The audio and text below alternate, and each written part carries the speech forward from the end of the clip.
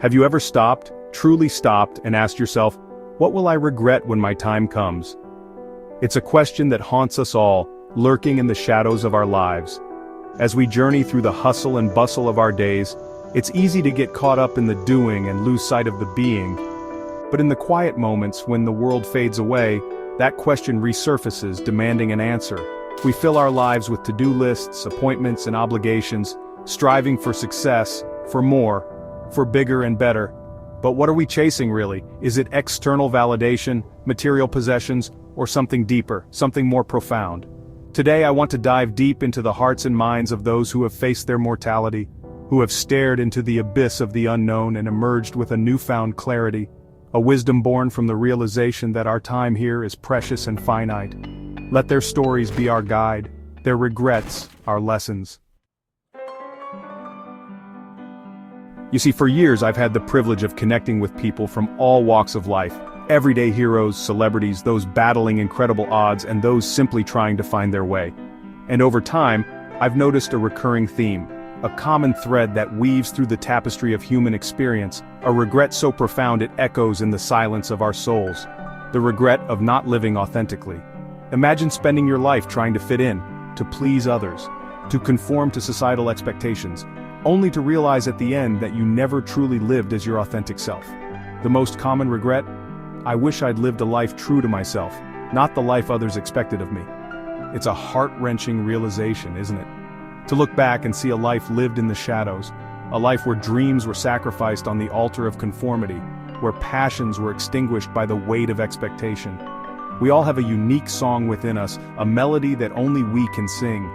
But too often we allow the noise of the world to drown out our inner voice, the voice that whispers our truth, our purpose. We silence that voice to appease our parents, to conform to societal norms, to avoid judgment or criticism.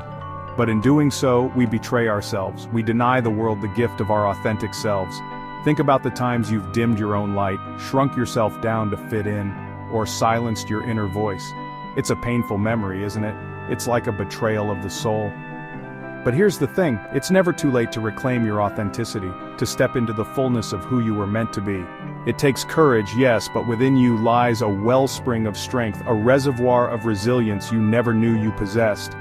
It's time to shed the layers of expectation, to peel back the masks we wear, and reveal the beauty of our true selves to the world. It's time to live our truth, unapologetically and without reservation. We live in a society that glorifies busyness, that equates long hours and overflowing inboxes with success and importance. We're conditioned to believe that our worth is tied to our productivity, to the number of hours we clock in, to the zeros in our bank accounts. But at what cost? What good is success without someone to share it with, without someone to love and cherish, without someone to create memories that will last a lifetime? Yet time and again, I've heard the same lament from those nearing the end of their journey. I worked too hard. I missed my kids growing up, the board meetings, the deadlines, the endless pursuit of more. It all fades away when we're faced with our own mortality. What remains are the relationships, the connections, the love we've shared. It's a stark reminder that life is not meant to be lived in a cubicle, tethered to our devices, our minds consumed by spreadsheets and profit margins. Life is meant to be savored, to be experienced fully, to be shared with those we love. It's about the laughter of children, the warmth of a lover's embrace, the joy of connecting with friends and family. These are the moments that truly matter, the moments that make up the fabric of a life well lived. And here's the thing. You don't have to choose between success and love, between work and family. It's about finding a balance, about creating a life that aligns with your values, a life where you can thrive both personally and professionally.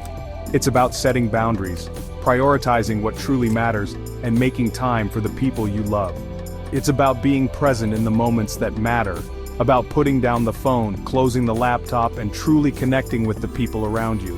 Because at the end of the day, it's not the size of your bank account or the prestige of your job title that will bring you peace. It's the love you've shared, the connections you've made, and the memories you've created. You know, we often talk about the fear of failure, the fear of rejection, the fear of the unknown. But there's another fear that keeps us from living our fullest lives. A fear so insidious it can sabotage our happiness without us even realizing it. The fear of happiness itself. Yes, you heard me right. We fear happiness. We fear it because it feels elusive, fleeting, and temporary. We fear it because we've been hurt before and we don't want to risk experiencing that pain again. So we build walls around our hearts, we hold back, we sabotage ourselves, all in the name of protecting ourselves from potential pain. But here's the saddest truth. I wish I'd let myself be happier.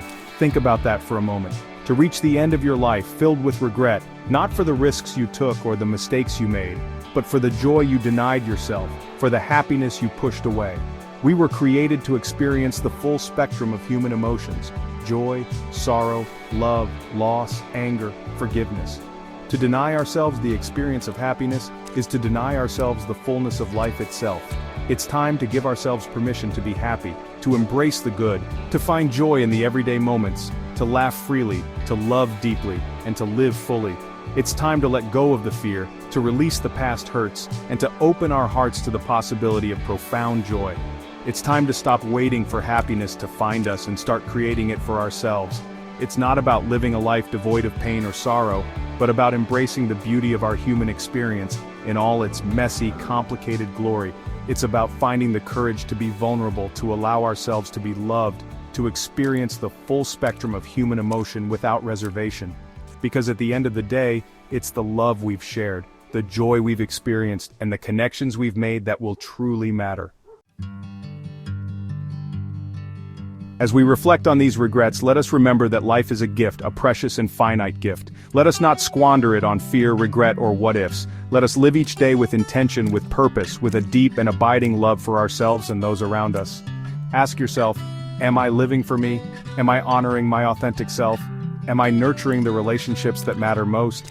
Am I allowing myself to experience the fullness of joy and happiness that life has to offer? The answers to these questions will guide you, will illuminate the path towards a life lived without regret, a life filled with purpose, meaning, and love. So go out there and live your truth, embrace the beauty of this precious life, and never ever let fear steal your joy. Comment one thing you'll change, subscribe,